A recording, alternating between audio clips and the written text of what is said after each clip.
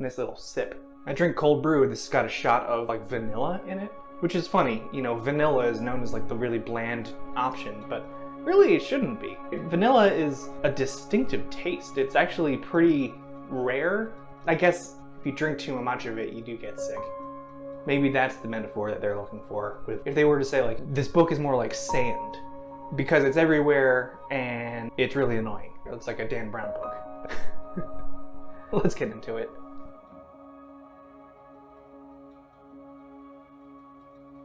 A young prince takes up the persona of the Vagrant, a mysterious assassin, to fight back and reclaim his lost kingdom from the Empire. But at what cost? The book? The Bladed Faith. The author? David Dalglish. My rating? Let's get into it. The Bladed Faith comes out on April 5th. Thank you so much to Orbit and to NetGalley for this advanced copy. Let me get into some quick plot overview first. After an invasion of the Empire, and the killing of the gods that protected their homeland, we follow Cyrus. He's a young prince with now slain parents and a very strong motivation to get revenge. His first step to getting revenge, we begin with the training montage, which I always love. How can you not? The evil empire is evil, but the leaders actually have their own self-interests at heart, which does bring some depth to these somewhat stock characters. While they agree with the main goal is let's subjugate the island, they all disagree on how they should accomplish that. Fortunately for the action readers among you, their main method of subjugation is by the sword.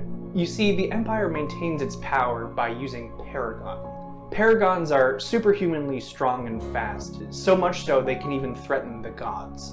The Paragons reminded me a bit of the Golds in Pierce Brown's Red Rising series, which is an excellent series you should also check out. As is fairly common with most evil empire stories is the commentary around kind of colonialism, where their conquerors are plotting out how to systematically squash and repress the indigenous cultures. And that's not too subtle.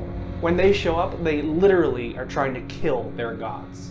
Importantly, Cyrus's revenge is not done blindly. Taking on an empire is such a monumental task, and you can see he struggles the entire time as he begins to see the costs of his actions. Almost every main character is filled with these kind of conflicts. You have Marie, who is totally gentle and warm and bursts of ruthlessness. You have Kelly's paladin, who is faithless to the gods, and yet she tries to find faith in other places of her life. And then finally you have Cyrus, whose rage can be overwhelmed sometimes by his guilt. There's a nice scene where they celebrate how far they've come and really just take in the love of this ragtag team that they've made. The last quarter or so is paced really fast, which is impressive because it's non-stop action all the way through. This part was a one-sitting reading for me. Looking back at the story, I do have some quibbles with it. Again, they're quibbles, these are not major points. To start, we have a lot of action scenes, and no, that's not the issue. The issue was, because we have enough action scenes, we can start to see David's writing style for them, and they got a little repetitive. His writing for action is good, but there were two things that kind of threw me. First, for every build-up to a fight, the two characters would face each other down and kind of throw really cocky, sarcastic quips at each other. It was like a shootout between two Spider-Men. And also, a defining characteristic for two of the main characters is that they fight with dual-handed weapons. And that's really awesome. That's a great coolness factor. The issue is there would be certain moments where they would then reach out and throw something at their enemy, or swing around a pole to kind of jump into a kick. And how does that work? Where did that hand come from, David? There was also a little section at the end that I wasn't totally sold on. It feels like it was something just thrown in because we moved on from it so quick, but that also just might be what we call foreshadowing. I would rate The Bladed Faith a 3.5 out of 5 stars.